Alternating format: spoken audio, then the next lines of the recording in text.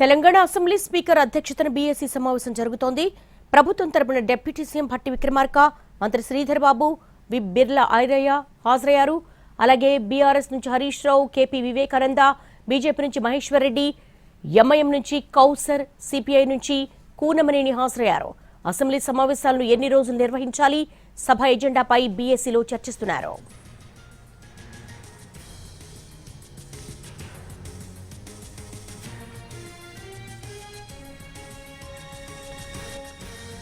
Telangana assembly speaker అధ్యక్షతన BAC సమావేశం జరుగుతోంది. దీనికి సంబంధించి మరిన్ని వివరాలు మా ప్రతినిధి చారిని అడిగి తెలుసుకుందాం. చారి, బీఏసీ సమావేశం ఎప్పటి నుంచి కొనసాగుతోంది?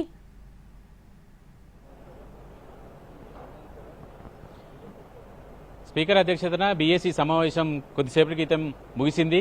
సుమారు గంట పాటు ఈ సమావేశం జరిగింది. అయితే ప్రధానంగా ప్రభుత్వం నుంచి కొన్ని కీలకమైనటువంటి అంశాల మీద చర్చ పెట్టాలనేటువంటి ఆలోచనతో ఉంది. ఇటీవలనే సీఎం రేవంత్ రెడ్డి కూడా ఈ అంశాలకు సంబంధించి కొంత క్లారిటీ ఇచ్చేటువంటి ప్రయత్నం కూడా చేశారు. ప్రస్తుతం మూసీకి సంబంధించినటువంటి పునరుజ్జీవానికి సంబంధించినటువంటి ఎపిసోడ్కు సంబంధించినటువంటి అంశం మీద చర్చించాలని భావిస్తుంది. ఎందుకంటే ఇటీవల జరిగినటువంటి మొదటి ఫేజ్కు సంబంధించి మూసి పునరుజ్జీవానికి సంబంధించినటువంటి డిపిఆర్ కావచ్చు, పవర్ పాయింట్ ప్రజెంటేషన్ కావచ్చు, వీటన్నిటిని కూడా ప్రజల ముందు పెట్టేటువంటి ప్రయత్నం సీఎం చేశారు. దానికి సంబంధించి ఈ అసెంబ్లీ సెషన్లో చర్చించాలనుకుంటున్నారు. రెండవ అంశం, గడిచిన అసెంబ్లీ సెషన్లో కృష్ణా జలాలకు సంబంధించి కృష్ణా జలాల మీద ఉన్నటువంటి పంచాయతీలకు సంబంధించినటువంటి అంశం మీద చర్చించింది ప్రభుత్వం. ఈసారి గోదావరి బేసిన్లో ఉన్నటువంటి నీటి పంపకానికి సంబంధించి నీటి వాటాకు సంబంధించినటువంటి ప్రాజెక్టులకు సంబంధించినటువంటి అంశాలన్నిటి మీద కూడా చర్చించాలనుకుంటుంది. ఇక మూడవ అంశం గ్రిగ్ వర్కర్లకు సంబంధించినటువంటి బిల్లు. నాలుగవది, ఎవరైతే ప్రభుత్వ ఉద్యోగులు ఉన్నారో ప్రభుత్వ ఉద్యోగులు తమ పేరెంట్స్ ని పట్టించుకోకపోతే వాళ్ళ జీతం నుంచి కొంత 10% కట్ చేసి పేరెంట్స్ అకౌంట్లో వేస్తామని దానికి సంబంధించినటువంటి ఒక చట్టాన్ని కూడా ఇప్పటికీ కొలికి తీసుకొచ్చేటువంటి ప్రయత్నం చేసింది ప్రభుత్వం. దాని మీద కూడా ఈ సమావేశాల్లో చర్చించేటువంటి అవకాశం ఉంది. ఇక ప్రధానంగా ప్రతిపక్షాలు కూడా రాష్ట్రంలో ఉన్నటువంటి కొన్ని కీలకమైనటువంటి అంశాలని చర్చించాలనుకుంటున్నారు. ఖమ్మంలో ఇళ్లకు సంబంధించి కూల్చివేతకు సంబంధించినటువంటి విషయం, మూసీకి సంబంధించి ప్రభుత్వం ఖజానా లూటీ చేస్తుందనేటువంటి అంశం, అలాగే ఇంట్ల నిర్మాణాలకు సంబంధించినటువంటి కూల్చివేతలకు సంబంధించినటువంటి అంశాలన్నిటి మీద చర్చించాలని పట్టుబడుతుంది.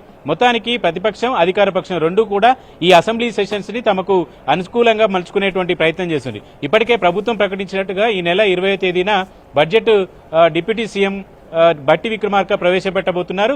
ఆ బడ్జెట్ కు సంబంధించినటువంటి పద్దులు, అలాగే ఈ పద్దుల సందర్భంగా కూడా ఆయా శాఖలకు సంబంధించినటువంటి అంశాల మీద చర్చించేటువంటి వీలుంటుంది. కాబట్టి అన్ని రకాల అంశాల మీద చర్చించడానికి ప్రతిపక్షాలకు అవకాశం దొరుకుతుంది. అలాగే ప్రభుత్వం కూడా ప్రతిపక్షం లేవనెత్తేటువంటి ప్రతి అంశానికి కూడా సమాధానం చెప్పడం, అలాగే ప్రతిపక్షం దూకుడుగా వ్యవహరిస్తే అధికార పక్షం కూడా అంతే దూకుడుగా వ్యవహరించాలనుకుంటుంది.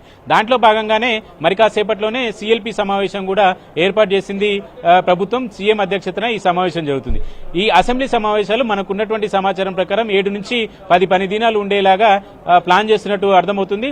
ప్రభుత్వం ఎజెండాతో పాటు బిల్లులకు సంబంధించినటువంటి పద్దుల మీద కూడా చర్చ జరగాలి. కాబట్టి ఈ బడ్జెట్ సెషన్ ని వారంకి పైనే జరిపేటువంటి అవకాశం అయితే కనపడుతుంది.